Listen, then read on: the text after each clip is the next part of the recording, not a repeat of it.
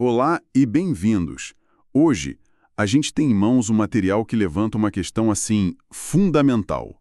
Como alguém consegue não só sobreviver a 27 anos de prisão, mas, na verdade, liderar uma revolução de dentro de uma cela, usando só papel e caneta? Exatamente. É esse o mistério que vamos tentar desvendar hoje, mergulhando no livro Cartas da Prisão, de Nelson Mandela.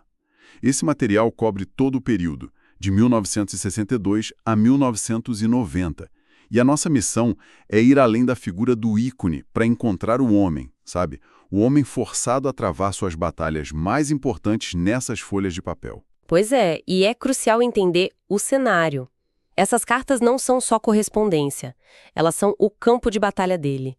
Cada palavra escrita era uma pequena vitória contra um sistema todo projetado para apagar a identidade de uma pessoa, para quebrar o espírito. Certo. O fascinante é que o regime do apartheid tentou usar a comunicação como uma arma de isolamento, mas o Mandela conseguiu subverter isso e transformar na sua principal ferramenta de resistência. E como a gente vai analisar isso?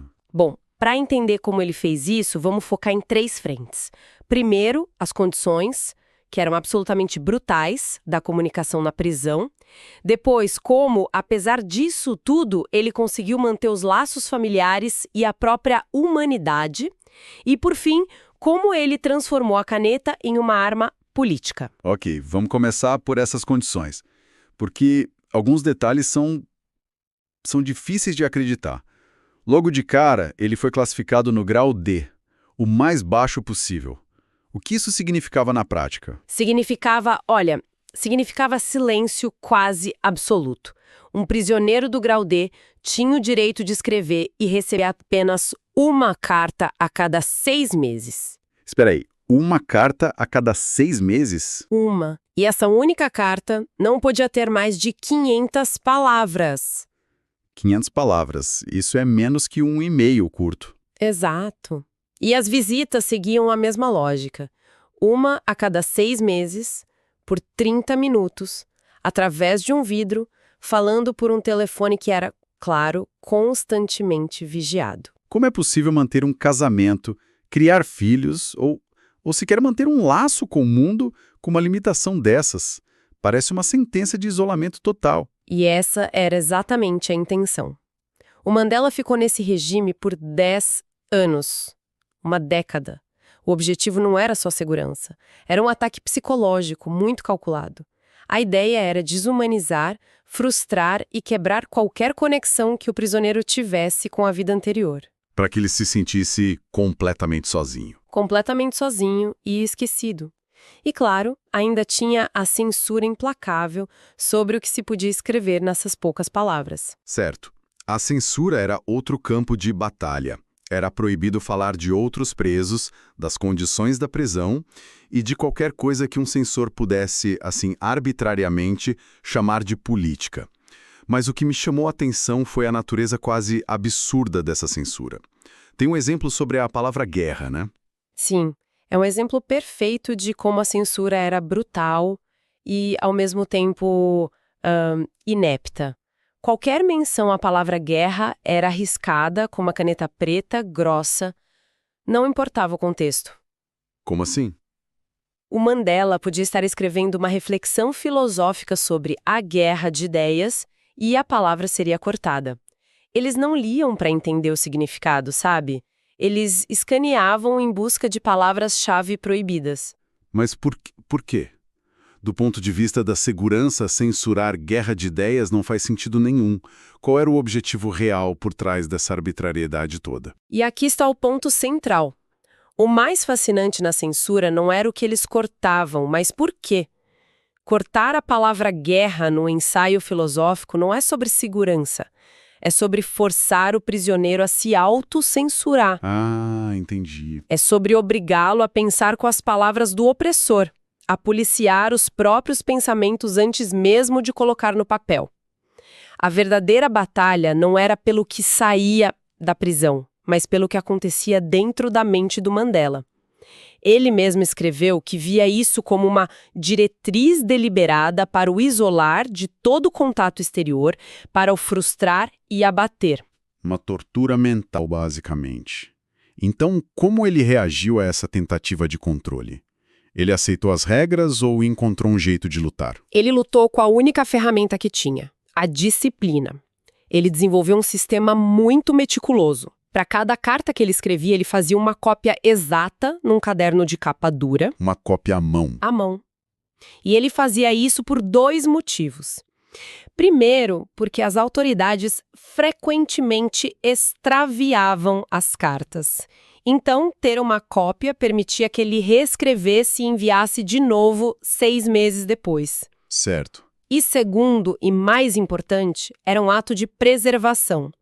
Ele se recusava a deixar que as suas palavras, sua história, seus pensamentos fossem simplesmente apagados pela caneta de um censor. Era o arquivo pessoal dele, o seu testemunho. Se a comunicação com o mundo era essa batalha estratégica, imagino que a luta para se manter conectado com a família deve ter sido ainda mais brutal. É nesse ponto que o custo humano fica palpável. Imensamente. Tinha uma regra particularmente cruel que proibia os filhos de visitá-lo antes dos 16 anos. Nossa. As filhas dele, Zene e Zinzi, eram muito pequenas quando ele foi preso. Por mais de uma década, ele foi pai apenas através dessas cartas raras e censuradas. Ele tentava aconselhar, educar, confortar os filhos com um limite de 500 palavras a cada 6 meses. E, nesse período, ele sofreu perdas devastadoras. Perdeu a mãe em 1968 e o filho mais velho, o Tembi, num acidente de carro em 1969. Ele não foi autorizado a ir a nenhum dos funerais. O material descreve como ele teve que processar essa dor. As cartas desse período são de uma dor excruciante. Ele recebeu a notícia da morte da mãe por um telegrama seco. No caso do Tembi, o comandante da prisão o chamou no escritório para dar notícia friamente. Nas cartas para a esposa, a Winnie, ele fala da agonia de não poder estar lá, de ter que consolar a família por escrito enquanto ele mesmo estava desmoronando por dentro. Ele se sentia culpado, impotente. Exato. Era o fardo de ser um líder, um símbolo, mas ao mesmo tempo um filho e um pai que não podia cumprir seus papéis mais básicos. E a crueldade não parava nele. Se estendia para toda a família. Tem uma história no material que, para mim, resume a perversidade do sistema. Não é sobre uma grande tragédia, mas um ato de mesquinhez que é quase mais chocante. É a história do cartão de Natal. Sim, a história do cartão para Zendi. Em 1979, ele escreveu uma carta e um cartão de Natal para ela. A carta nunca chegou. 19 anos depois da libertação dele, essa correspondência foi encontrada nos arquivos da prisão. Não acredito. Anexado a ela tinha um bilhete de um agente penitenciário que dizia simplesmente: não é permitido enviar um cartão com uma carta. É inacreditável. Sabe, quando eu li isso, o que mais me chocou não foi a crueldade em si, foi a pequenez dela. A burocracia usada como arma de tortura emocional. Recusar um cartão de Natal de um pai para uma filha. Isso diz tudo sobre a mentalidade do regime. Era um sistema que buscava os menores pontos de vulnerabilidade para aplicar a máxima dor. Exato. Com tudo isso acontecendo, o isolamento, as perdas, essa tortura psicológica, a pergunta óbvia é: como ele não desmoronou? De onde ele tirava forças? As cartas dão alguma pista sobre essa resiliência interna dele? Elas dão a pista central. Numa carta para Winnie, escrita em 1969, logo depois da morte do filho, um dos momentos mais sombrios da vida dele, ele aconselha a ler um livro de Norman Vincent Peale, O Poder do Pensamento Positivo. Interessante. Então ele escreve uma frase que define toda a filosofia de sobrevivência dele. Ele diz: o que importa não é tanto a tribulação que a pessoa sofre, mas sua atitude diante dela. O homem que diz, vou vencer essa enfermidade e viver uma vida feliz, já percorreu metade do caminho até a vitória. Que força extraordinária. Mas essa mentalidade era só para sobrevivência pessoal, para se manter são, ou ele conseguiu usar isso de uma forma mais ampla? Essa é a conexão crucial. Essa mentalidade não era só passiva para aguentar o sofrimento. Era uma estratégia ativa. em um sistema projetado para desumanizar a simples busca por manter a própria dignidade, o otimismo, a humanidade. Isso por si só era um ato de desafio político. Entendi. Cada palavra de encorajamento que ele escrevia para a família era uma pequena vitória contra o regime. E essa atitude de desafio se manifestou de formas bem mais diretas. Isso me parece uma transição perfeita. Essa atitude de desafio, de manter a dignidade. Imagino que ele não usou só para sobreviver psicologicamente. Ele conseguiu transformar essa luta interna numa arma ativa contra o sistema, mesmo de dentro da cela. Absolutamente. É aqui que a gente vê o Mandela advogado, o estrategista, em plena ação. Um dos companheiros de prisão dele, o Michael Dingaki, descreveu isso perfeitamente. Ele o chamava de ariete. Um ariete? Isso, uma máquina de guerra, por causa da persistência incansável dele em lutar por seus direitos e pelos direitos dos outros. Ele nunca aceitou o status de vítima. E como isso funcionava na prática? O que ele podia realmente fazer com uma carta de 500 palavras e um sensor lendo cada linha? Ele usava as próprias regras do sistema contra o sistema. Um dos exemplos mais claros foi a luta dele por materiais de estudo. Ele queria continuar o curso de Direito pela Universidade de Londres. As autoridades da prisão negavam acesso a livros, atrasavam correspondências, criavam todo tipo de obstáculo. Certo. Mas o Mandela não escrevia cartas pedindo favores. Ele escrevia cartas que eram, na essência, petições legais. Ele citava os regulamentos da prisão, os direitos dos prisioneiros e enviava cópias para múltiplos departamentos. Ele transformava um simples pedido num pesadelo burocrático para as autoridades. Eles venciam pelo cansaço usando a própria burocracia deles. E tem outro exemplo fantástico de como ele fez isso numa escala maior, desafiando a regra sobre as queixas, né? Sim, essa é uma das histórias mais reveladoras. Tinha uma regra que dizia que os prisioneiros só podiam fazer queixas sobre questões individuais. Era proibido reclamar sobre as condições gerais da prisão, como a qualidade da comida ou o tratamento dos guardas. Uma tática de dividir para conquistar. Exato. O Mandela simplesmente ignorou. Ele começou a bombardear as autoridades com cartas detalhadas sobre as condições gerais. O que tecnicamente era proibido. Exato. No início, os guardas só rejeitavam as cartas, mas o Mandela persistiu. E ele inspirou outros prisioneiros a fazerem o mesmo.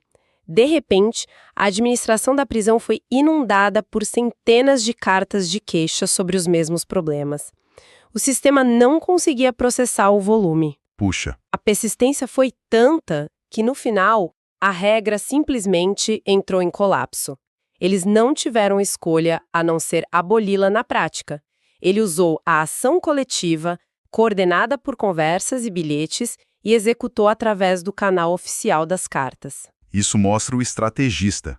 Mas e a luta política mais ampla, a do Congresso Nacional Africano? Isolado em Robben Island, ele conseguiu manter algum tipo de contato com a liderança no exílio? Se a gente conectar isso ao quadro geral, a gente percebe que praticamente toda carta tinha uma dimensão política, mesmo que disfarçada. Ele sabia que tudo era lido, então ele usava as cartas de forma inteligente. O exemplo mais claro é a correspondência dele com a Adelaide Tambo. A esposa do Oliver Tambo. Exato, que era o presidente do CNA no exílio e melhor amigo dele. Obviamente, ele não podia escrever direto para o Oliver. Então ele escrevia para Adelaide, usando apelidos, linguagem codificada, passando mensagens e se mantendo a par da situação. Para os censores, parecia uma troca de gentilezas. Para quem sabia ler nas entrelinhas, era um canal vital de comunicação. E essa combatividade durou até os últimos dias na prisão, certo? O material menciona que mesmo no final dos anos 80, quando a libertação dele já era uma possibilidade, o foco estava em outro lugar. Precisamente. As cartas dele daquele período são menos sobre si mesmo e mais sobre seus camaradas. Ele usou sua crescente influência para pressionar o governo pela libertação de outros líderes históricos, como Walter Sisulu. E ele teve sucesso. Sério? Sim, vários de seus companheiros foram libertados antes dele, em parte por causa dessa campanha incansável feita por escrito. Ele nunca parou de lutar. Cada reclamação, cada pedido de livro era uma forma de afirmar sua humanidade. Era a recusa dele em ser reduzido a um número. 46664. Então, quando a gente junta todas essas peças, o que tudo isso significa? Fica claro que essas cartas são muito mais do que um registro histórico. Elas são, na verdade, um manual de resiliência. Mostram um homem que, privado de tudo, encontrou na palavra escrita sua arma mais poderosa. Exato. Ele a usou para ser pai, para lutar por dignidade e para garantir que o regime do apartheid jamais conseguisse silenciá-lo por completo. E é importante ressaltar o esforço monumental que foi necessário para a gente ter acesso a essa história. O livro reúne centenas de cartas que foram garimpadas de 59 caixas de arquivos. A compilação levou quase uma década. E algumas cartas, como as cópias que ele fazia nos cadernos, só sobreviveram porque um ex-policial, décadas depois, sentiu um peso na consciência e devolveu ao Mandela os cadernos que tinha confiscado. Nossa, que história! É um quebra-cabeça histórico montado com cuidado extraordinário. Um quebra-cabeça que nos deixa com uma reflexão final, eu acho. No nosso mundo de comunicação instantânea e limitada, onde a gente manda mensagem sem pensar e esquece segundos depois, o que podemos aprender com alguém para quem cada palavra era contada, pesada, censurada e podia levar meses para chegar ao destino, se é que chegava?